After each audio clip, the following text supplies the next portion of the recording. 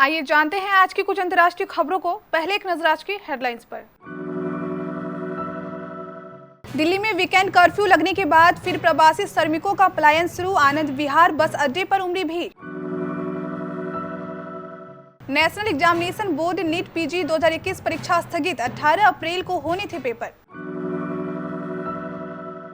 सबसे ज्यादा पढ़े लिखे साधुओं का अखाड़ा है निरंजनी, जिसने कुंभ से हटने की घोषणा की। नड्डा ने कहा ममता बनर्जी की हालात हारे हुए खिलाड़ी जैसी है। पाकिस्तान के कारण अफगानिस्तान में जंग हारा अमेरिका। इमरान सरकार पर भड़के बाइडेन के खास सांसद। पाकिस्तान में फेसबुक, व्हाट्सएप, ट्विटर समेत कई social media app ban. Taiwan में बैंक क्लर्क ने छुट्टी के लिए एक ही लड़की से 4 बार की मैरिज और 3 बार दिया डिवोर्स।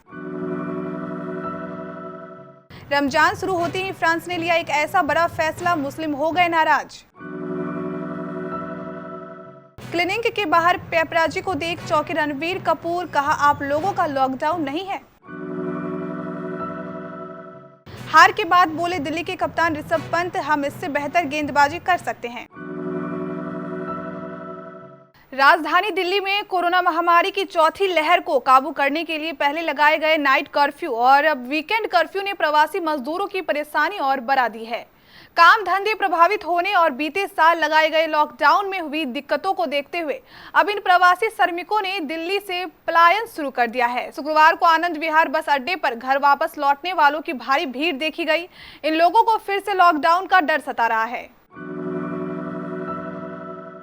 केंद्रीय स्वास्थ्य एवं परिवार कल्याण मंत्रालय ने देश में कोरोना संक्रमण के मामलों की बढ़ती रफ्तार को देखते हुए 18 अप्रैल 2021 को आयोजित होने वाली राष्ट्रीय पात्रता सह प्रवेश परीक्षा पीजी 2021 को स्थगित कर दिया है।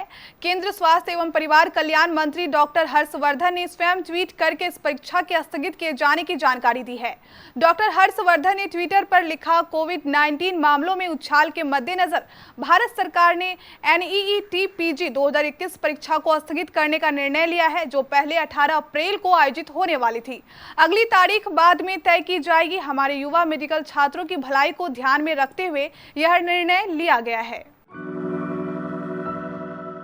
कोरोना महामारी के मद्देनजर निरंजनी अखाड़े ने महाकुंभ से हटने की घोषणा कर दी है। अगर साधुओं की संख्या की बात की जाए तो निरंजनी अखाड़ा देश के सबसे बड़े और प्रमुख अखाड़ों में है। जूना अखाड़े के बाद उसे सबसे ताकतवर माना जाता है। वो देश के 13 प्रमुख अखाड़ों में एक है। इसका एक परिचय ये भी है कि इसमें सबसे ज्यादा पढ़े लिखे साधु हैं, जिसमें डॉक्टर, प्रोफेसर और प्रोफेशनल शामिल हैं। बंगाल में 5वें चरण के चुनाव प्रचार में भाजपा ने अपनी पूरी ताकत झोंक दी है। भाजपा के राष्ट्रीय अध्यक्ष जेपी नड्डा ने मंगलवार को राज्य दौरे के दौरान सत्तारूढ़ तृणमूल कांग्रेस के नारे खेला होवे पर निशाना साधते हुए कहा कि मुख्यमंत्री ममता बनर्जी की हालात खेल में एक हारे हुए खिलाड़ी जैसी हो गई है। पूर्व बर्धमान जिले के कालना में रोड शो के दौरान नड्डा ने कहा कि भाजपा और निर्वाचन आयोग की ओर उंगली उठा रही टीएमसी प्रमुख यह भूल गई है कि क्या उन्होंने राज्य के लोगों के लिए कुछ ऐसा किया है जिसका कि वे श्रेय ले सके। उन्होंने कहा कि ममता बनर्जी ने सालों तक राज्य की जनता के साथ केवल अन्याय किया, लेकिन भाजपा अगर सत्ता में आती है तो यहाँ विकास लाएगी। अमेरिका के वरिष्ठ सांसद और राष्ट्रपति जो बाइडेन के खास जैक रीड ने अफगानिस्तान में अमेरिकी सेना के हार का ठिकरा पाकिस्तान पर फोड़ा है। उन्होंने कहा, अफगानिस्तान में तालिबान के जड़ें जमाने के पीछे की वजह पाकिस्तान में मौजूद उसकी सुरक्षित पनाहगाहें हैं। अमेरिका के वरिष्ठ सांसद और राष्ट्रपति जो बाइडेन के खास जैक रीड ने अफगानिस्तान में अमेरिकी सेना के हार का ठिकरा पाकिस्तान पर फोड़ा है। उन्होंने कहा कि अफगानिस्तान में तालिबान के जड़ें जमाने के पीछे की वजह पाकिस्तान में मौजूद उसकी सुरक्षित पनाहगाहें हैं। तालिबान के सफल होने में इन ठिकानों का बहुत बड़ा योगदान है।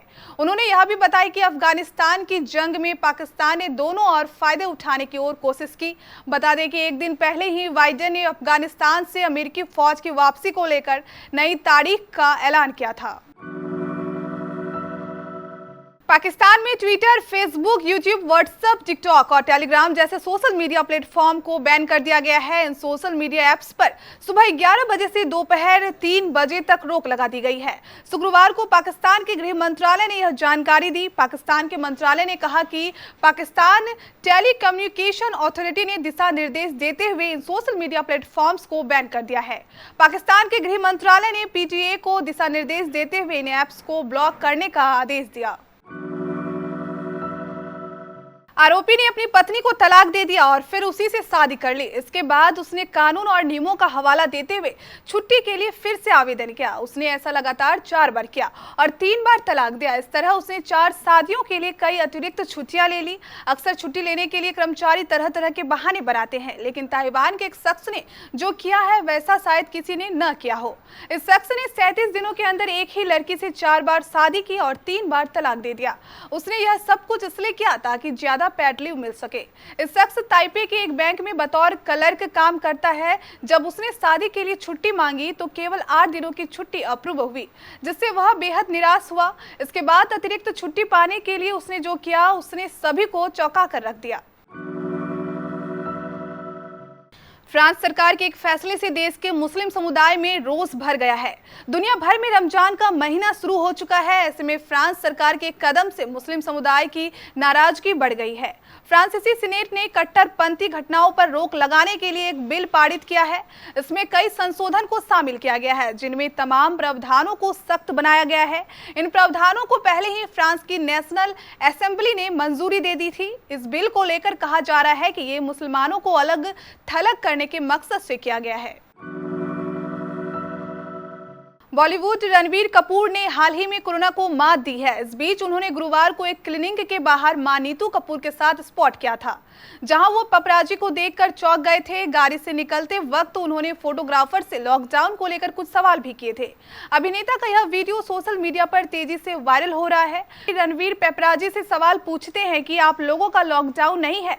अभिनेता के सवाल का जवाब देते हुए फोटोग्राफर कहते हैं कि सर पर काम चालू है, और इतने में रणबीर क्लिनिक के अंदर चले जाते हैं। रणबीर को इस क्लिनिक के बाहर अपनी मां नीतू कपूर के साथ स्पॉट किया गया था। नीतू कपूर नजर नहीं आ रही है, लेकिन फोटोग्राफर बोल रहा है कि आपकी मम्मी भी आ गई है। दिल्ली कैपिटल्स के कप्तान ऋषभ पंत ने कहा कि उनकी टीम इससे बेहतर गेंदबाजी कर सकती है। पंत की टीम को गुरुवार को राजस्थान रॉयल्स के खिलाफ हार का सामना करना पड़ा।